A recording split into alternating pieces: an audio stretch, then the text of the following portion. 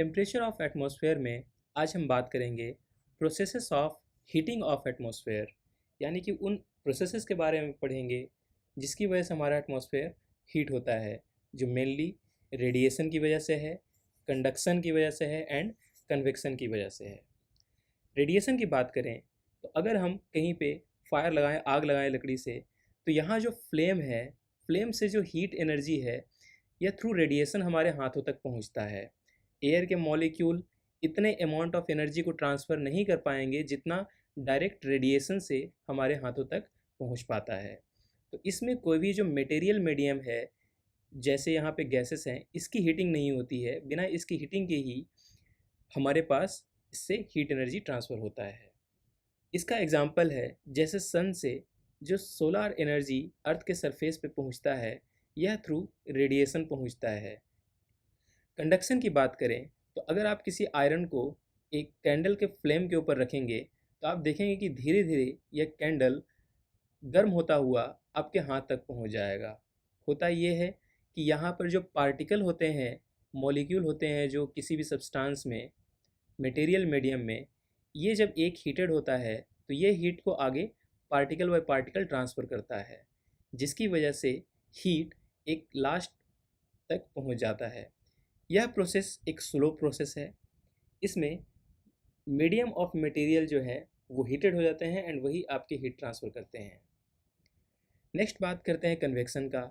तो अगर किसी कंटेनर में आप अगर वाटर को बॉयल करेंगे तो कंटेनर में जो लोअर बॉटम है, जो डायरेक्ट हीट से एक्सपोज्ड है, ये बहुत जल्दी गर्म होता है।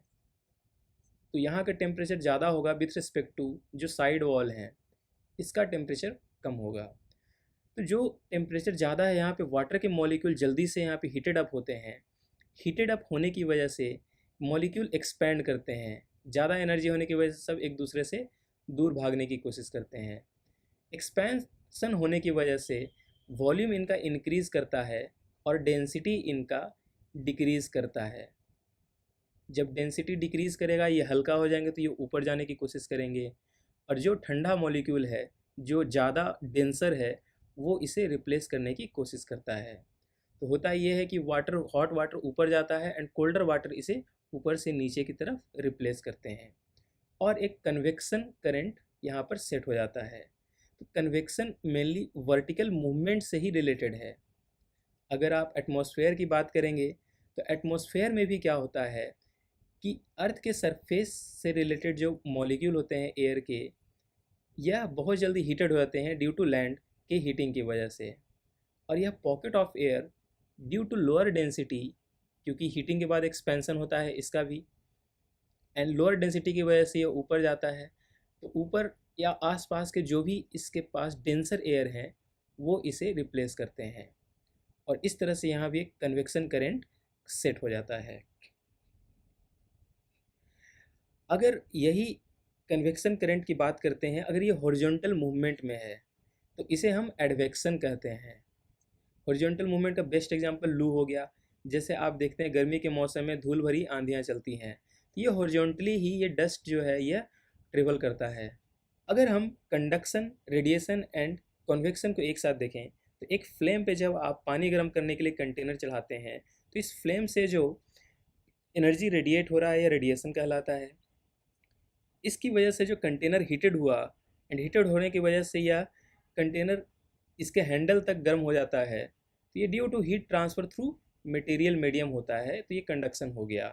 एंड इस लोअर कंटेनर के बॉटम पे अगर देखें तो यहाँ जो वाटर मॉलिक्यूल है, ये एक्सेसिव हीटिंग की वजह से ओवरऑल राइज करता है, एंड आसपास के जो या ऊपर के जो कोल्डर वाटर हैं वो इसे रिप्लेस करते हैं। तो ओवरऑल वाटर का पैकेट ही मूव कर गया ऊपर, तो इसे हम कन्वेक्शन कहते हैं। अगर आप अर्थ की बात करें तो सन से रेडिएशन अर्थ की तरफ आता है, जैसे आप यहाँ पर देख रहे हैं। इस रेडिएशंस को अर्थ एब्जॉर्ब करता है और अर्थ का टेम्परेचर राइज करता है।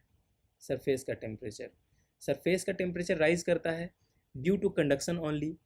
तो यहाँ पे जो एयर के मॉलिक्यूल भी हैं जो सरफेस के नियरेस्ट में, ये भी ड्यू टू कंडक्शन यहाँ पे हीट ट्रांसफ़र होता है। और इस तरह से जब बहुत सारे मॉलिक्यूल खुद ही ज़्यादा हीटेड हो जाएं एंड लेस डेंसर हो जाएं एक्सपेंशन की वजह से, तो ये राइज करते हैं, तो ये कन्वेक्शन हो गया।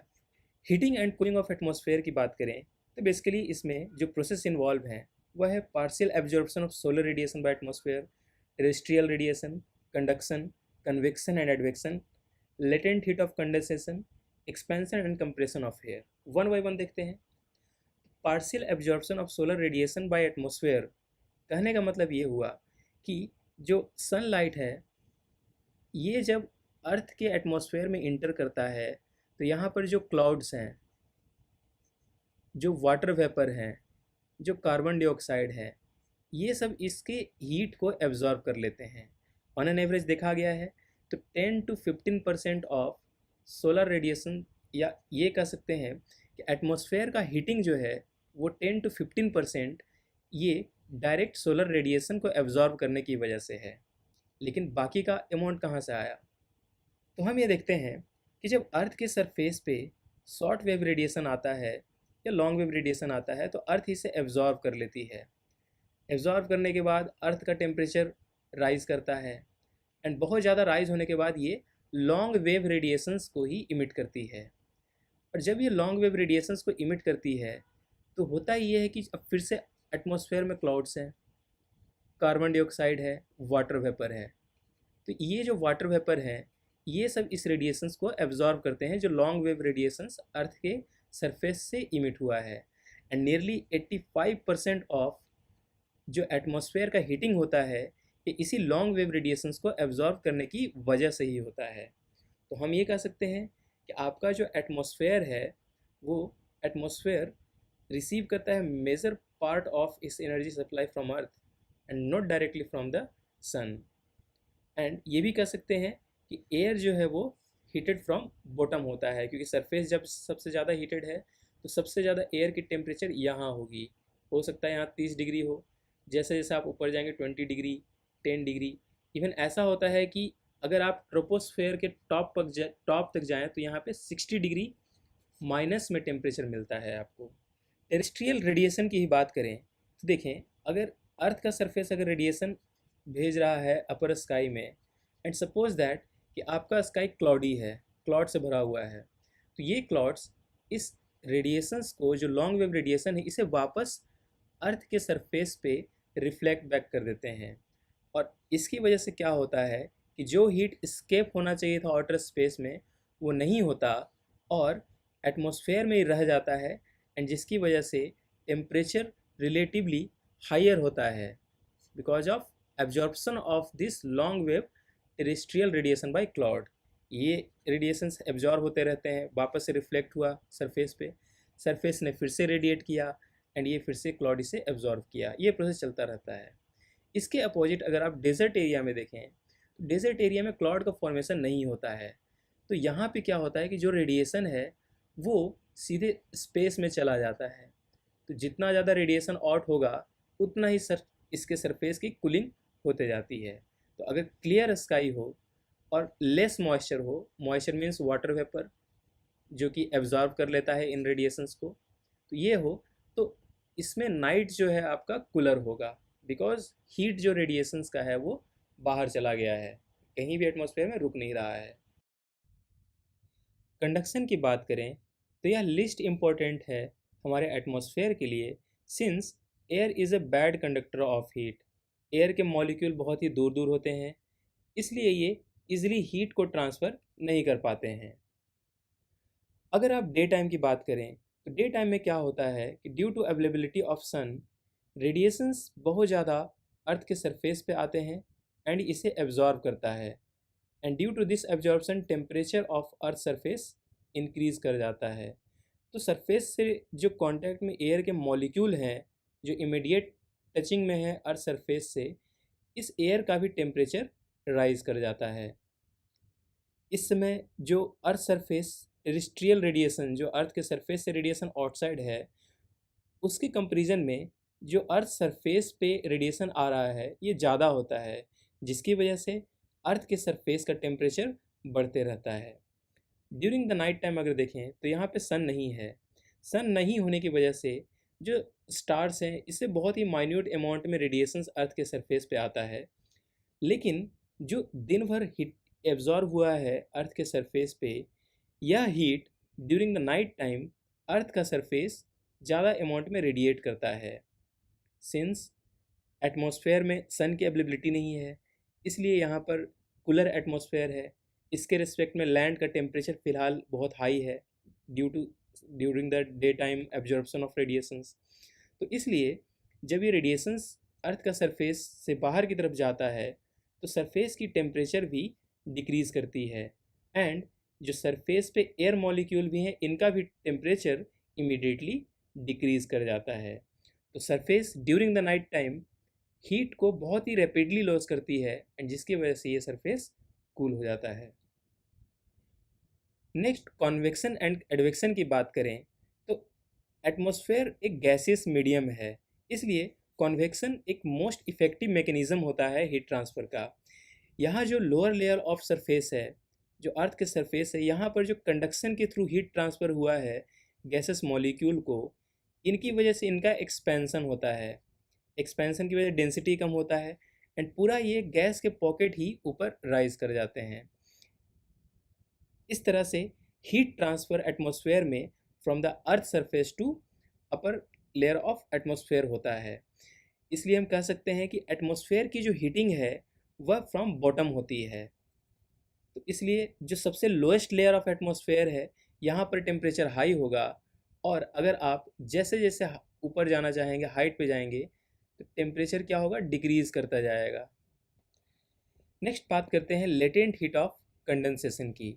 होता ये है कि जब सन रेडिएशंस वाटर बॉडीज़ पर पड़ते हैं तो यह जो वाटर है, यह वाटर वेपर में कन्वर्ट हो जाता है, एंड जब ये वेपर में कन्वर्ट होता है तो यहाँ पर इसे हीट की ज़रूरत पड़ती है, एंड यह जो हीट है ये वाटर वेपर बनने के बाद इसी हीट को ये अपर एटमॉस्फेयर में लेकर जाता है।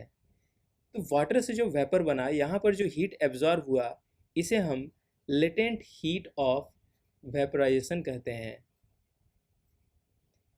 यही वेपर जब अपर एटमॉस्फेयर में जाते हैं तो ड्यू टू कूलिंग इस एनर्जी को बाहर रेडिएट कर देते हैं, एंड वापस से वाटर वेपर जो है वो आइस बन जाते हैं एंड वाटर ड्रॉपलेट्स बन जाते हैं, जिसकी वजह से हमें क्लाउड्स फॉर्मेशन दिखता है। तो यह जो हीट यहाँ पर इमिट होता है, इसे हम लेटेंट हीट ऑफ कंडेंसेशन कहते हैं, कि अब यहाँ पे वाटर वेपर जो है वो कंडेंस हो गया है, ठंडा हो गया है, एंड यह जो हीट रिलीज़ करता है ये अगेन हमारे एटमॉस्फेयर के एयर को अवेलेबल होता है, जो कि एटमॉस्फेयर के टेम्परेचर को राइज कर देता है।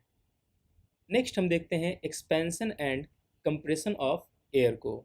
तो हम ये जानते हैं कि अगर आप सबसे lowest layer of earth surface पे देखोगे तो यहाँ जो एयर के पॉकेट्स हैं इसका प्रेशर बहुत ही हाई होता है, एंड जैसे जैसे आप ऊपर जाएंगे वैसे वैसे नंबर ऑफ मॉलिक्यूल कम होते जाता है। अगर आप बॉटम पे देखें तो यहाँ पे नंबर ऑफ मॉलिक्यूल ज़्यादा है, एंड अगर आप अपर सरफेस पे देखें, अपर लेयर ऑफ एटमॉस्फेयर में देखें तो मॉलिक्यूल कम होते हैं, जिसकी वजह से प्रेशर भी डिक्रीज़ करता है। अगर आप हाइट इंक्रीज़ करते हैं तो यहाँ पे अगर 10 एटमॉस्फेयर प्रेशर है तो यहाँ पर हो सकता है 9 एटमॉस्फेयर होगा, और ऊपर जाएंगे तो 8 एटमॉस्फेरिक प्रेशर होगा, एंड देन 7 एटमॉस्फेरिक प्रेशर, इस तरह से। तो जो भी एयर का पॉकेट यहाँ से राइज करता है, इस एयर के पॉकेट को यहाँ पर कम प्रेशर दिख रहा है अपने सराउंडिंग में। जब ये कम प्रेशर दिखेगा मतलब आस पड़ोस में मॉलिक्यूल ज़्यादा नज़दीक नज़दीक नहीं है, तो ये जो एयर है वो खुद भी फैलने की कोशिश करता है, बिकॉज इसे ज़्यादा स्पेस मिल गया है। एंड जब ये एक्सपैंड करेगा तो एक्सपैंड करने की वजह से क्या होता है कि ये अपने मॉलिक्यूल के बीच में जो एनर्जी है, होता ये है कि एक मॉलिक्यूल दूसरे मॉलिक्यूल से रिपल्सन भी करता है। अब ये जितना ज़्यादा दूर जाएगा इनके बीच में रिपल्सन की एनर्जी उतनी ही कम हो जाएगी, एंड रिपल्सिव एनर्जी कम होना मतलब टेम्परेचर इनका डिक्रीज़ करना कहलाता है। तो इसलिए राइजिंग एयर जब होगा तो इसका टेम्परेचर डिक्रीज़ करता है। जस्ट अपोजिट आप देखिए कि कोई एयर नीचे आने की कोशिश कर रहा हो, जब ये नीचे आएगा तो क्या होगा, आप देखेंगे कि इसके आस पड़ोस में बहुत ही कंप्रेस्ड एयर मिलेंगे इसे। जैसे ऊपर में 7 एटमॉस्फेयर था, नीचे आया तो 8 एटमॉस्फेरिक प्रेशर हो गया, और नीचे आया तो 9 एटमॉस्फेरिक प्रेशर। तो यहाँ जो मॉलिक्यूल हैं ये और ज़्यादा धीरे धीरे कंप्रेस होते जाते हैं जैसे जैसे ये नीचे आते हैं। जब मॉलिक्यूल एक दूसरे के नज़दीक आना शुरू कर देंगे तो इनमें रिपल्सन बढ़ते जाता है, एंड इस रिपल्सन बढ़ने की वजह से ही इनका एनर्जी बढ़ जाता है। तो हम ये कह सकते हैं कि जब एयर डिसेंड करता है, नीचे गिरता है, तो यहाँ पे कंप्रेशन होता है। Compression because of increasingly higher pressure, and इसलिए ये हीटेड हो जाते हैं।